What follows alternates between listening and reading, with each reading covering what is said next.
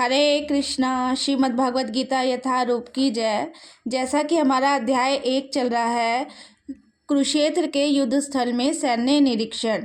मैं डेली भगवत गीता का एक एक श्लोक पढ़ती हूँ, उसका हिंदी अनुवाद और तात्पर्य आपको पढ़ के सुनाती हूँ और समझाने का भी प्रयास करती हूँ।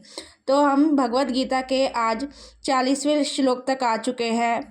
इससे पहले वाले श्लोक का मैंने पूरा वीडियो बनाया है, उसमें हिंदी अनुवाद और तात्पर्य आपको समझाए हैं। अगर आप पहले वाले वीडियो देखेंगे तो आपको आगे के वीडियो और अच्छे से समझ में आएंगे। तो शुरू करते हैं। हमारा आज का श्लोक संख्या 40 है और अध्याय हमारा 1 चल रहा है।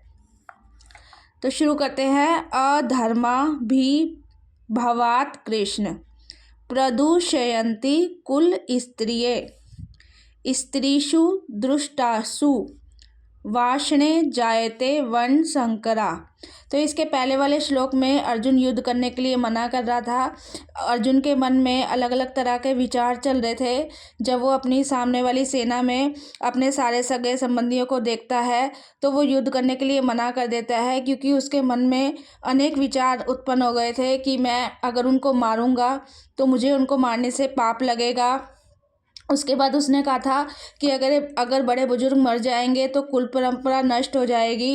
अब कह रहा है कि हे कृष्ण, जब कुल में अधर्म प्रमुख हो जाता है तो कुल की स्त्रियां दूषित हो जाती हैं और स्त्री तत्व के पतन से हे वृषणीवंशी अवांछित संतानें उत्पन्न होती हैं।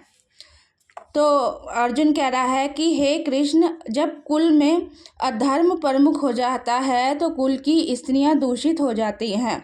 यानी कि इसके पहले वाले श्लोक में जब अर्जुन कह रहा था कि अगर बड़े बुजुर्ग नहीं रहेंगे तो हमारी जो पारिवारिक परंपराएं चल रही हैं वो सारी नष्ट हो जाएंगी और जो परिवार के जो तरुण सदस्य हैं वो अधर्म में हो जाएंगे।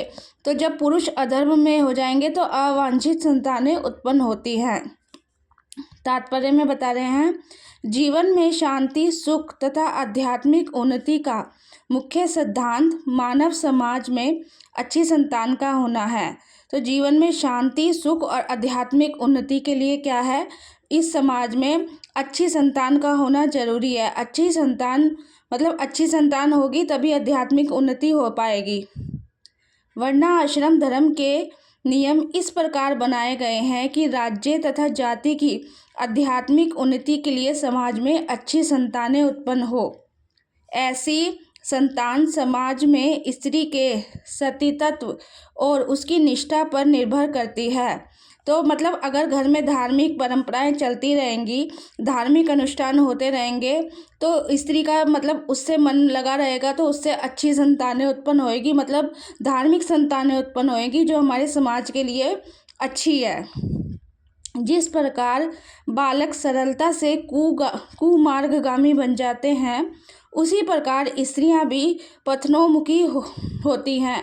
तो मतलब इसमें कह रहे हैं कि जैसे एक बालक सरलता से कुमार्गगामी बन जाता है, उसी प्रकार अगर स्त्रियों के सर पे बड़े बुजुर्ग या पति नहीं रहेंगे तो स्त्रियों का कोई भी मतलब उनके भोलेपन का फ़ायदा उठा लेगा। अतः बालकों तथा स्त्रियां दोनों को ही समाज में वयोवृत्त का संरक्षण आवश्यक है। तो इसमें कह रहे हैं जिस प्रकार बालक भोला होता है उसी प्रकार स्त्रियां भी भोली होती हैं। उनका अगर वयोवृत्त के संरक्षण में नहीं रहेंगी तो कोई भी उनका फ़ायदा उठा लेगा और इससे अवांछित संतानें उत्पन्न होएगी। स्त्रियां विभिन्न धार्मिक प्रथाओं में संलग्न रहने पर व्यभिचारिणी नहीं होएगी। मतलब जो स्त्रियां हैं धार्मिक प्रथाओं में लगी रहेंगी तो उनसे उनके बच्चे भी तो वैसे ही बनेंगे, मतलब बच्चे भी धार्मिक प्रथाओं में लगे रहेंगे। और यहाँ पे बता रहे हैं, चाणक्य पंडित के अनुसार सामान्यतः स्त्रियां अधिक बुद्धिमान नहीं होती, अतः वे विश्वसनीय नहीं है। यहाँ पे इनका कहने का मतलब है कि जो स्त्रियां हैं हृदय से कोमल होती हैं।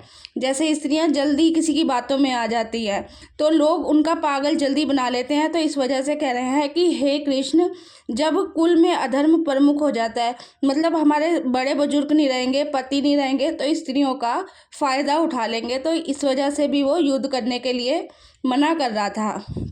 तो आज के श्लोक में अर्जुन यही मतलब अपने विचार प्रकट कर रहा है कि मैं युद्ध नहीं करूँगा। अगर मैंने युद्ध किया तो बड़े बुजुर्ग सब सारे मारे जाएंगे, जिससे कुल की स्त्रियां दूषित हो जाएंगी और जिससे अवांछित संतानें उत्पन्न होंगी। तो आज का हमारा श्लोक यहीं ख़त्म हुआ। हरे कृष्णा।